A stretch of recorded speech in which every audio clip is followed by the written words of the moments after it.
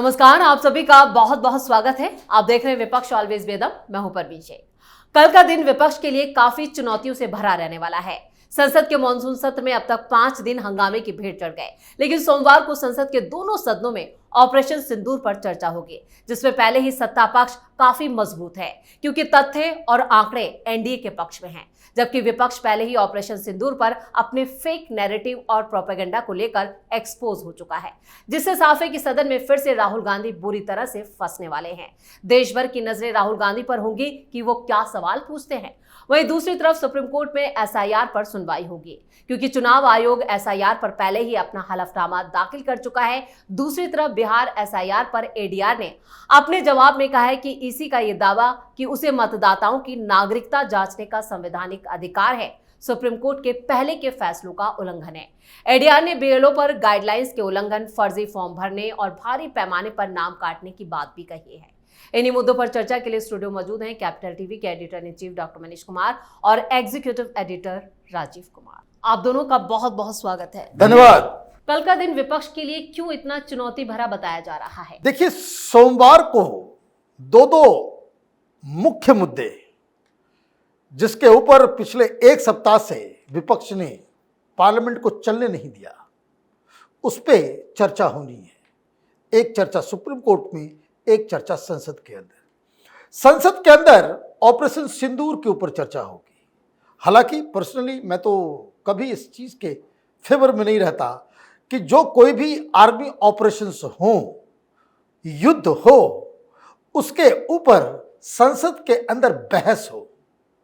संसद में अगर इस तरह का मसला आता है तो वो एक पॉजिटिव रेजोल्यूशन की तरह आए, जिसमें पाकिस्तान को हम कंडेम करें, अपने आर्मी के लिए उनके फेवर में कोई रेजोल्यूशन पास करें, और ये जो आतंकवादी ताकतें हैं इस देश के अंदर, उनको संसद के द्वारा कोई कड़ा मैसेज जाए। अगर इस पर्पस से संसद में इस तरह के मुद्दे को उठाया जाता है तब तो उसका स्वागत है।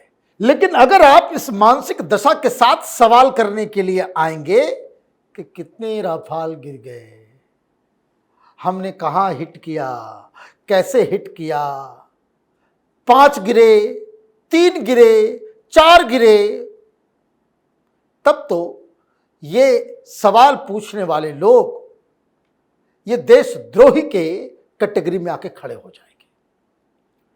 संसद से कोई एक ऐसा आवाज नहीं निकलना चाहिए, चाहे वो सत्ता पक्ष हो या विपक्ष हो, जिससे किसी एक भी सैनिक को जो बॉर्डर पर तैनात है उसके मनोबल को घात पहुंचे।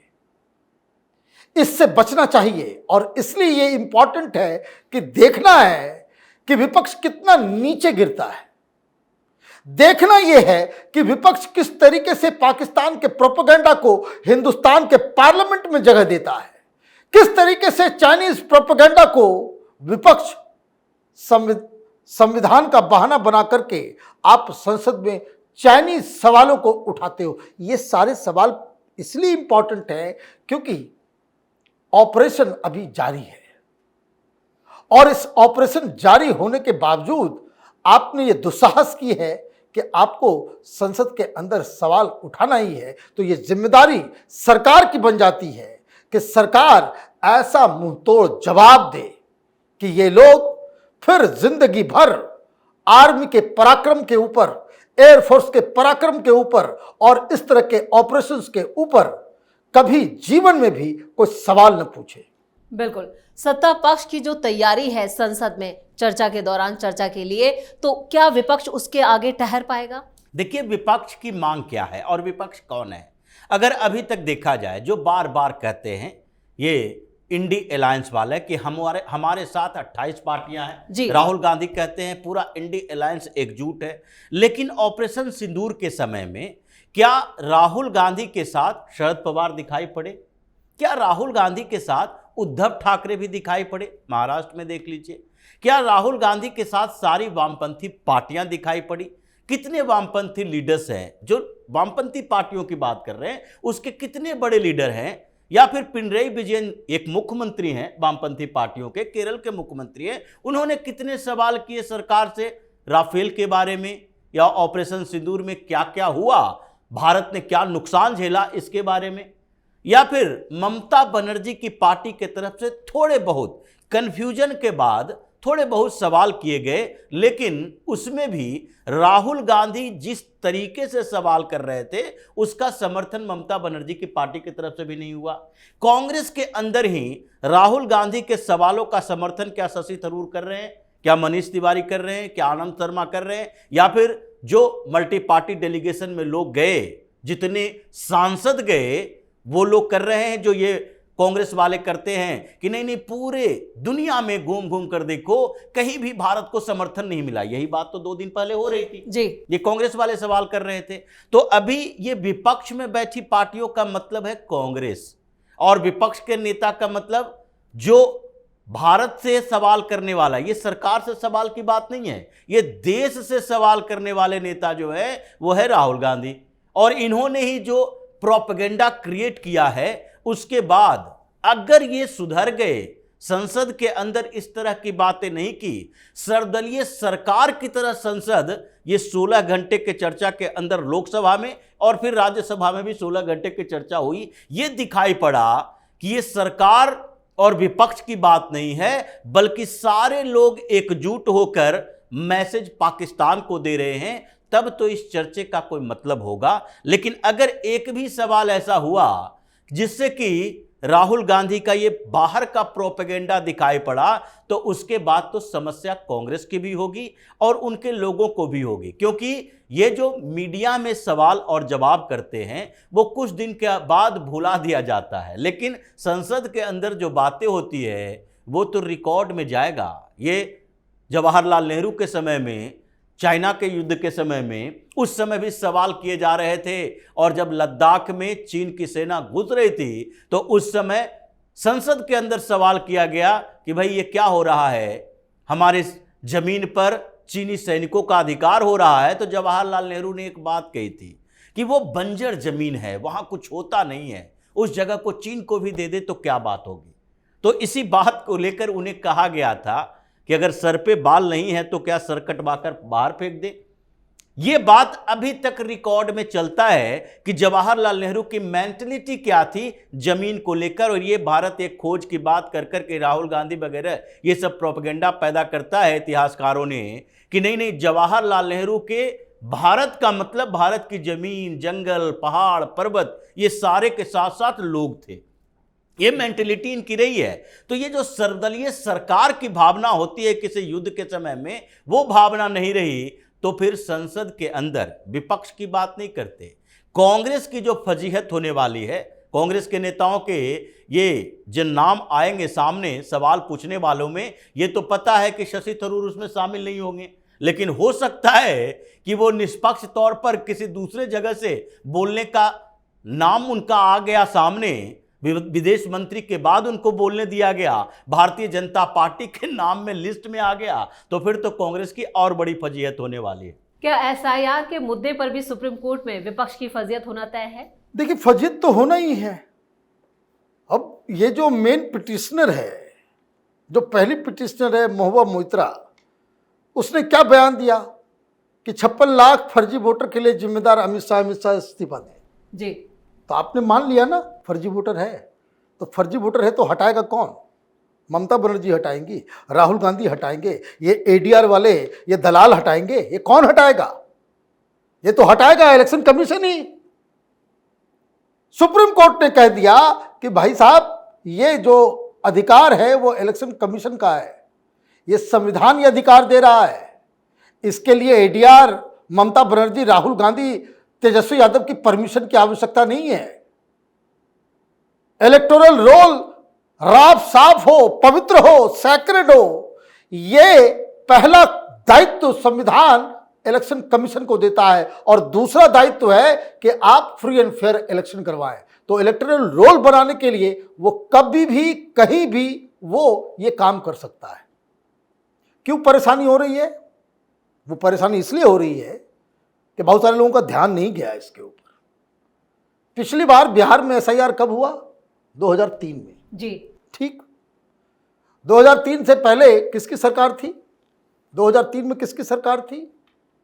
राबड़ी देवी की थी ना। 2003 में एसआईआर होता है, उसके बाद से आरजेडी चुनाव नहीं जीत सकी, उसमें भी नाम कटे थे। क्यों? फर्जी वोटर के आधार पर तो जीत रहे हो। उनको मालूम है कि 2003 में जब एसआईआर हुआ, उसके बाद से 2024 तक हम तो कहीं नहीं, कभी चुनाव नहीं जीत सके, कभी बहुमत नहीं आ सका। अब इस बार फिर वो एसआईआर कर दे रहा है, अगले 20-25 साल के लिए फिर हम बाहर हो जाएंगे। That's why they are shouting like this. भाई, अगर आप सुप्रीम कोर्ट में इलेक्शन कमीशन ने हलफनामा दिया, छोड़िए उसके हलफनामा को, 60-65 लाख लोगों का नाम कटेगा, कम से कम 65 केस लेकर के आ जाते हैं अभी तक कि ये जेन्युइन वोटर है, इनका नाम कट रहा है। 1.5 लाख पॉलिटिकल पार्टीज के बीएलएस जो है इलेक्शन कमीशन के साथ काम कर रहे हैं, कंप्लेन के नाम पे 0। कहीं कोई वीडियो बना लिया, कहीं कुछ कर लिया, कहीं कुछ कर लिया। मैं देख रहा हूं बिना जानकारी के लोग टेलीविजन पे आ जाते हैं, बहस कर रहे हैं कि देखिए बिना फॉर्म ढंग से नहीं भरा, वो भी सर्टिफिकेट नहीं, ये नहीं, वो नहीं, फिर भी वो भरते चले जा रहे हैं। भाई, ऑनलाइन है ना सब कुछ। और 1 अगस्त को सबको सॉफ्ट और हार्ड कॉपी दोनों दे दिया जाएगा। फिर 1 महीना आपको टाइम दिया जाएगा, निकाल लेना खामी। आप देखिए ये लोग कितने बड़े गिरगिट हैं। जब ये किया गया, there first and foremost objection was, इतने कम समय में कैसे होगा। जी, पहला सवाल तो यही था। दैट वाज द, भाई अभी क्यों जरूरत पड़ रही है? 30 दिन में इतना बड़ा काम कैसे होगा? जब पहले दिन हुआ था, जब ये बवाल काट रहे थे, उस वक्त भी हमने कहा था कि ये आपका काम नहीं है, ये इलेक्शन कमीशन का काम है। ये इलेक्शन कमीशन को तय करने दो ना। भाई, आपको लग रहा है समय कम है, इलेक्शन कमीशन कह रहा है कि हम कर लेंगे इतने टाइम में, नहीं कर पाए तब आप चढ़ जाओ, आपके साथ हम भी चढ़ जाएंगे। हम भी बोलेंगे कि भाई जब औकात नहीं थी तो तुमने 30 दिन में खत्म करने की घोषणा क्यों की? लेकिन इलेक्शन कमीशन ने तो करके दिखा दिया, करके दिखा दिया। वो लिस्ट भी निकाल रहे हैं, सब कुछ हो रहा है, और सारी चीजें वो ऐप में इलेक्शन कमीशन उस सारे इस बार वोटर लिस्ट को एसआईआर के जरिए वो डिजिटलाइज कर रहा है। आप कोई भी आदमी फिर उसको एक्सेस कर लेगा। आधार कार्ड, आधार कार्ड। एक बात मैं बोलूंगा आखिर में, याद रखिएगा, जब यही इलेक्शन कमीशन ये कहेगा कि देश भर में जितने जेन्युइन वोटर्स हैं उनके आधार कार्ड को हम इलेक्शन कमीशन के उससे लिंक कर रहे हैं, आपके वोटर आईडी से आपके आधार कार्ड को लिंक कर रहे हैं, यही एडीआर वाले ये दलाली करते करते छोड़ने जाएंगे। नहीं सर, अब नहीं, आधार को लिंक मत करना, यही कपिल सिब्बल जाएगा, यही आरजेडी, यही कांग्रेस पार्टी ये चिल्लाना शुरू करेंगे कि नहीं नहीं आधार को लिंक मत करो। क्यों? ये लोग फर्जीवाड़ा के ही प्रोडक्ट हैं।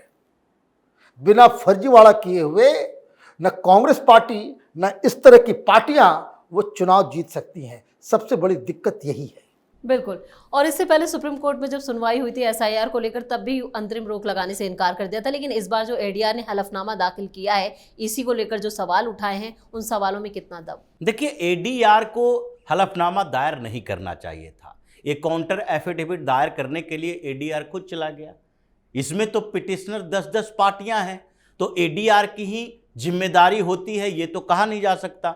सारी पॉलिटिकल पार्टियां काउंटर एफिडेविट देती सुप्रीम कोर्ट में, लेकिन उसने नहीं दिया। उसने सोचा कि एक ऐसे एनजीओ को भेज दो जिसमें अगर बेइज्जती भी हो तो इसकी होगी, हम लोग क्यों अपनी फजीहत करवाने जाए।